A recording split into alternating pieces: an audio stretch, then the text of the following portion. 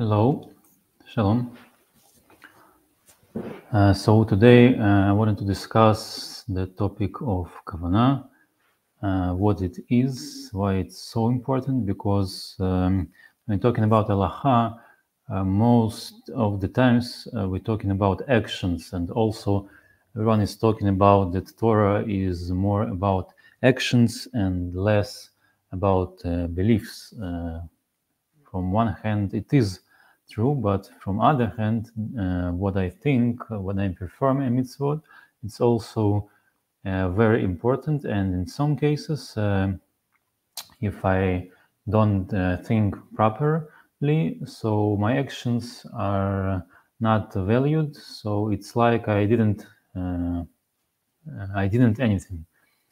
So when we're going to start today, at Shabbat, before Shabbat, we had the meeting with some students from Erlangen University, and of course, one of the topics was anti-Semitism, or how they say in Germany, antisemitismus, and one of the thoughts that were spoken is why people talk too much about anti-Semitism, and because they don't understand what is Judaism and what it is to be Jewish.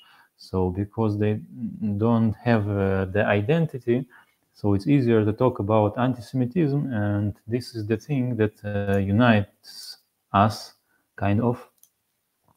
But it's very weak position. So I think when we will learn about Kavanah some more, we will understand that what is our identity. So that's our topic today. And I was thinking to start about Purim, of course. Before Purim, we have Ta'anit Esther. It's on Thursday this time. So why do we need Ta'anit? That's the question that is discussed in Kitzur Shulchan Aruch, the shortest book about Jewish laws. So I will read a part from it about Ta'anit, why do we need to fast, and what's the purpose in this. So it's Siman Kuf Kaf Ayin Aleph, chapter 121, Ilchot Ta'anit Tzibur. So there is a halachot, the laws, how and when you can fast, you should fast. It's what it's translated into German, this book, but I will translate it in English. There is a commandment. It's not from Chumash, but it's from prophets, that we should fast on the days that our ancestors were in big troubles, tzarot. So why do we need to fast? כדי לעורר את הלבבות לפקח על דרכי תשובה. Because there is a routine every day, and people get used to some things. I came early, I eat my breakfast, and then there is a dinner and a supper. And when at one day there is no food, so person should think why there is no food, and then he needs to remember that Jews were behaved not properly, Maaseinu Ra'im, did bad things, Umaaseh Avoteinu, and our ancestors, Shayu K'Maaseinu Ata, they were like us today, not in a good position. And that's why these bad things happened. So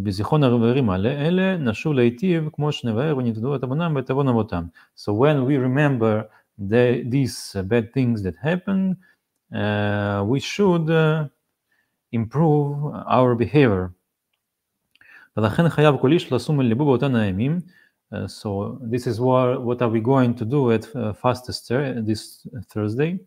Everyone should think on these days ולפשפש במעשיו and reconsider his actions ולשוב מהם and do תשובה. This means improve his actions. כי אין העיקר בתענית כמו שנאמר וירא צקם ותעניתם לא נאמר אלא וירא אלוהים את מעשיהם כשבו מדרכם הרע. So the fast is two parts, right? One part is that I don't eat and I don't drink, and the second part is why I do it. For what? I do it to improve my behavior, my actions. So what's the main thing and what is secondary? So the main thing is to improve my behavior, to do tshuva, and the secondary thing is not eat. So not eating is only a means to do tshuva. No, I want to prepare to do tshuva, so I don't eat, because when a person eats, he thinks that everyone is fine, is good, is super, and there is no reason to improve, right?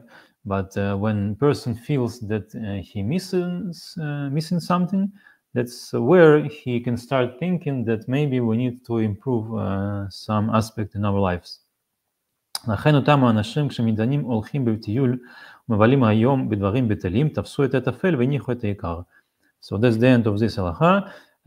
That's why the people that at fast they go into some funny places and they wasting their time just to things that are not important, just to make fun of someone or something, but they are fasting, they not eating, not drinking, so they tafsu et tafel, they took that's something that is not important, not so important, and the important part they left it.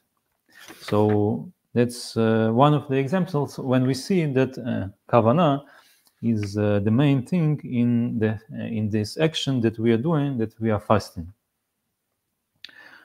That's one example. And a second example is also we meet it pretty much every day when we read Shema.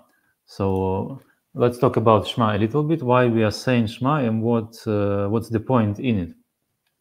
So Shema is has three parts. First part is from the Dvarim, book of Dvarim. We're saying that Hashem is the only God, and we should love Him and teach it to our children. The second part of Shema is also from the book of Dvarim, and it says that if we observe the commandments of God, He will help us to continue to do it, and we will have a good harvest, a rain when we need, we will have a lot of food. And if we don't observe the Torah, so we will have troubles, no food, no rain, nothing to eat. That's the second part of the Shema. And the third part is from another book of Chumash, is from Bamidbar. It's talking about tzitzit. Tzitzit is the mitzvah. Is the mitzvah that reminds us that we should make all the mitzvot.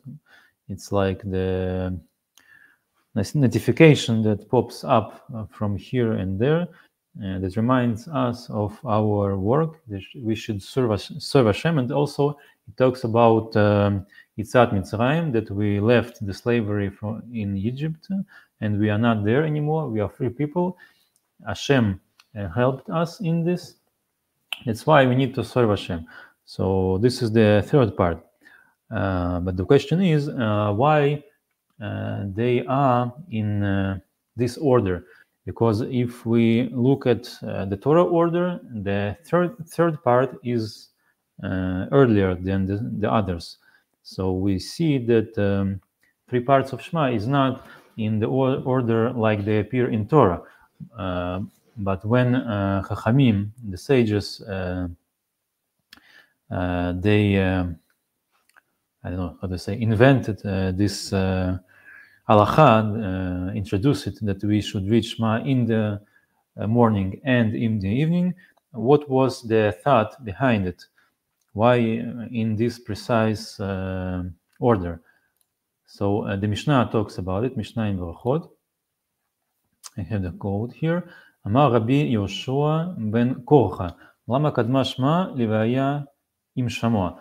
Why first we are saying Shema and the first part of the Shema, and then vaya im Shamoa, second part. Why in this order precisely? What's the idea behind it? אלא כדי שיקבל עליו עול מלכות שמיים תחילה, ואחר כך יקבל עליו עול מצוות. And that's we are doing because first we need to accept that Hashem is our God, and only after it we need to accept His commandments. And it's very important because in the practice people tend to simplify things. They ask in questions like, what should I do? What should I do in practice, right? But what's the intention in this doing is people not paying too much attention to it, what I see from my experience at least. But the Mishnah and the order of the Shema is teaching us that first we need to understand, to accept the God, and then to accept His commandments. So there is no point in accepting commandments if we are not accepting the God that gave them. Because what is avodat Hashem? We serve Hashem. So when we make a mitzvot, what's the point in it? To serve Hashem. So if we are not understanding, not thinking about that we're serving Hashem, so what's the point in making this mitzvot? There is no point, right? Like we learned just now about the ta'anim, the fast. So that's the second example about the importance of Kavanah. And also when we talk about Kavanah, it's not like there is Kavanah or there is not Kavanah. Also there is different thoughts that we could think of. It's called lishma and lo lishma. There is 2 options. So what is lishma and what is lo lishma? So for example, I want to make a mitzvah, but what is my motivation to make a mitzvah? For example, if someone wants to learn Torah and he's doing it because he wants to impress someone that he knows a lot, or if someone is wants to help another person and he wants to also to make a good name for himself, that he is a good guy, right? So this is what calls lo lishma. The person makes a mitzvah, so in a technical way he do it correctly, but in terms of kavanah, his intentions were his own. He was pursuing his own interests and not serving Hashem. So that's called lo lishma. So the question is how we see this behavior. Is it good? Is it bad? Or it is mediocre? So there is a famous saying that everyone knows, that לעולם יעסוק אדם בתורה ובמצוות, אפילו שלא לשמה, מתוך שלא לשמה, בא לשמה. So the person can and maybe should make mitzvot even if he makes it for his own reasons and not because he wants to serve Hashem, because he will get used to it, and then after he will get used to it, he can upgrade to another level, that he will perform the same things but with proper intention, proper kavanah. But there are other things also from Talmud. I wanted to quote one of them. It says that if person observes Torah, but he makes it lo lishma, for his own interests and not because he is serving Hashem, it says no achlo shelo niva. So it is better that this kind of person would not exist. So why is that? We need to understand. It means that the person, so there's a sacred things, right? So the Torah is sacred. So there is another saying that tochecha le'aga, when someone behaves not seriously, so if we are talking to him some serious things, he cannot listen to it because he in this not serious mood. He makes fun of everything else. So this person that observes Torah and not making it in a way of serving Hashem, he makes it like this, that it's like a joke to him, and everyone else that sees it is only, they see it not as a serious thing, but as something funny maybe, or not sacred, unholy. So it's desecrates in it, right? So that's why it's better not to do these things, because it's a shame. It's embarrassing for the Torah. So that's the third thing that I wanted to quote. But how and the last thing about the halacha, right?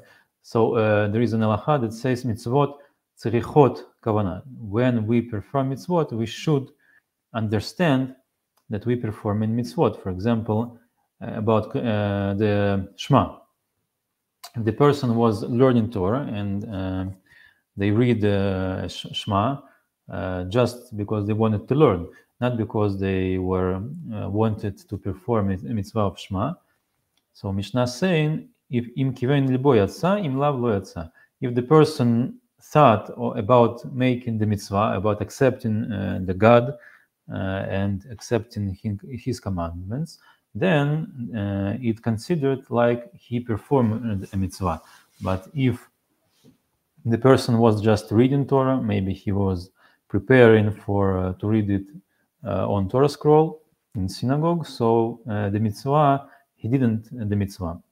Even if technically he did, he said the words, but this lack of Kavanah means that he didn't perform the mitzvah. And also, so this is like the rule, and this rule appears in mitzvot from the Torah.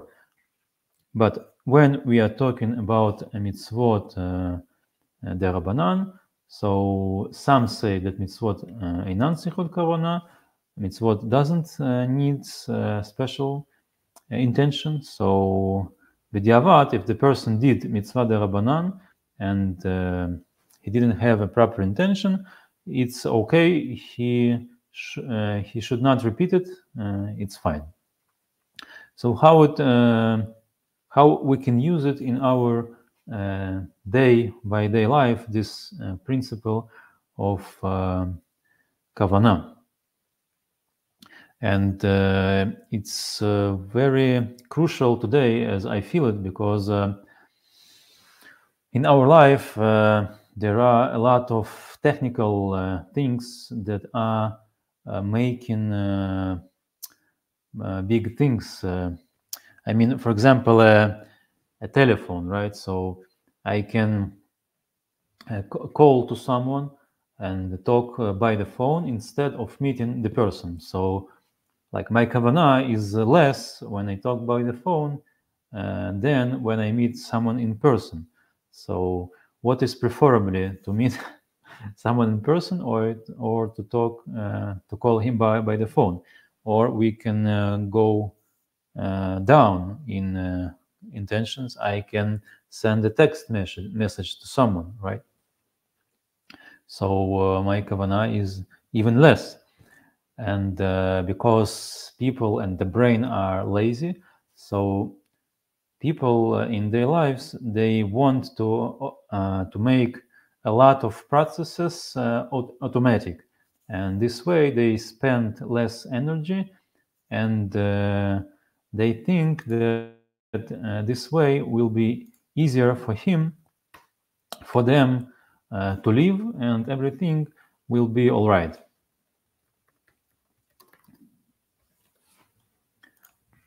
But there is a but. When we communicate with people, so one person understands another person and feels another person when we meet in person. So when we are talking in indirect way, so the understanding of one to another is less. So someone may understand not correctly, and then they may fight. Someone might get angry or sad or whatever, right? So this is what we live in. And also there is robots, right? A lot of robots today that making work. For example, if we're flying by the plane, right? So there is some checks that needs to be done. So if one letter is wrong in the ticket, and it's not like in the passport, so the robot says that it's not the same person. But even if the regular man can check the passport and the ticket, and for regular persons it's not so sufficient. It's not a problem, because the brain understands that it's just a typo, a little mistake. It's not a problem. But since we have these automatic processes, and the machines, they are making decisions, so the person is in trouble. He can't go to the plane, for example, because the decision was made by a robot, and the robot doesn't have Kavanah. This is just an example that came. And also, what I wrote in the announcement about the techniques. People want to know what to do. And instead of searching for the answer within themselves, instead of thinking, they are going to the internet maybe, or asking someone else, that someone else will tell them what to do, and then they thinking that they will achieve success. But it's can be inefficient in a lot of times, because to achieve success, you should make something unique, something of your own.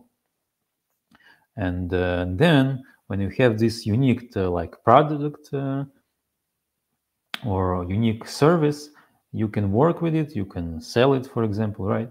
You need something unique. But when you are just following the instructions, the results that you will have, you just copy the results of someone else. So it's less valuable because it's something that already happened in this life, in the history. So we value something original. And also here we can see that Kavanah is applied, I would say, and is very valuable. And it's also interesting when we're talking about religion, and there is rules, right? So in the history of religion, of Judaism, we see that in every generation there are many new books that wasn't existed before. So, for example, if I have it here, Tanakh. So this one book is the whole Torah, not oral Torah, but the Torah that is written, Tanakh. It's even have translated to Russian here, not only Hebrew. So this is the whole Torah, right? But generation after generation, we have new books, right? We have the Mishnah, we have Gemara, we have many books about halachot and commentaries to these books. So when you have this massive information, so it's like internet basically, right? When you go in internet, you can get lost with this endless information. And also in Torah, if you start to learn, you see this book, and you can get lost because you don't understand how I can make everything that they are saying that I need to do. So also the Kavanah here is very important. So we need to understand that there is like levels. There's the level of the written Torah, the level of the oral Torah, and even within the oral Torah, we need to understand that also there is levels. There is a level of Mishnah, and the level of Gemara has less authority. And we need to find our paths in Judaism based on these levels, because if we just want to make everything, it's making this whole process complicated, and person just making things technically. So I need to perform this halacha, I perform it, I'm okay, and then I can go to sleep. But what was the point of this halacha? What was the purpose in it? So that's why we need to learn Torah in order to understand what we are doing, why we are doing, and it's also connected to Kavanah, right? So that's the main thing that I wanted to point out today. If there is questions, you can ask what is interesting. Topic was Kavanah.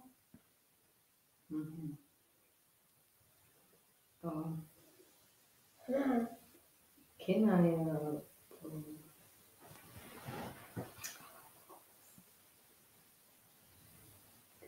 take a goal? How to прийти к цели? Как это сказать? Goal. Goal to goal. If I haven't Kavanah. That's our question. If you depends. I mean, what is your goal? That's the question. Yeah, I see. That's a good question. If we are making mitzvot like tzedakah, for example, so I given something from me to other persons, so this way I work on my behavior, so I will be less selfish. So we might say that it doesn't matter the Kavanah when I'm making this. Anyway, I'm giving something from myself, so the goal is achieved, right? But there are different mitzvot, like Shema, for example. So if I'm saying the words, I need to understand what I'm saying, right? Yes, it's very important. What's the difference if we have or if we have?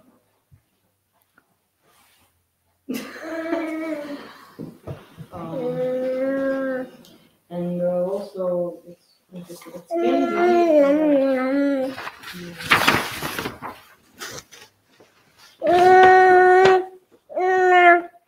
something like a clothing, you know, if someone has Kavanah, but it's maybe like a wall, you know, to in this way go to go. What's the question?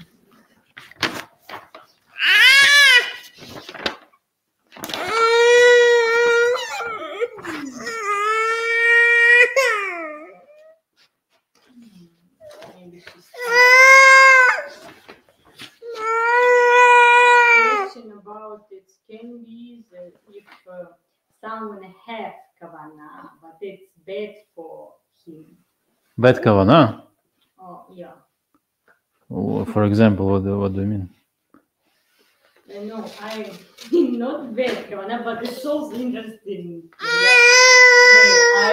want to ask about if someone has Kavanah, but it's something like a wall.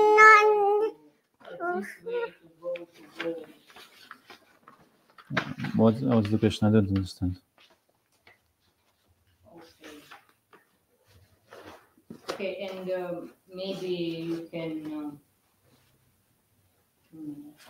I don't know, maybe it was, yeah, but I will ask, maybe you talked about some maybe recommendation, you know, about Kavanah, what your opinion, and yeah, I know you told this about it, but maybe a summary. Okay. Yeah. Summary. So, from one hand, we need to perform to do what we need to do, but when we are doing it, so it's important not to forget our goal, why we are doing it, and to think about it. And this thinking is affecting what are we doing, and then we are doing it in another way, in another level, and this what brings us to goal. And the actions by themselves, like the naked actions, are less effective than the actions with the right intentions. That's the idea. Oh, yes. And also we can do a lot of things, but it's not about our goal also. Depends. Okay, thank you very much. Okay, so we have at Thursday this Ta'anit. We will have an event at Wednesday. At Wednesday, we are going to see the movie. Next. This movie, Mazel Tov Cocktail. So also at 7 p.m. here in the community. So you can join us. Of course. See you next time.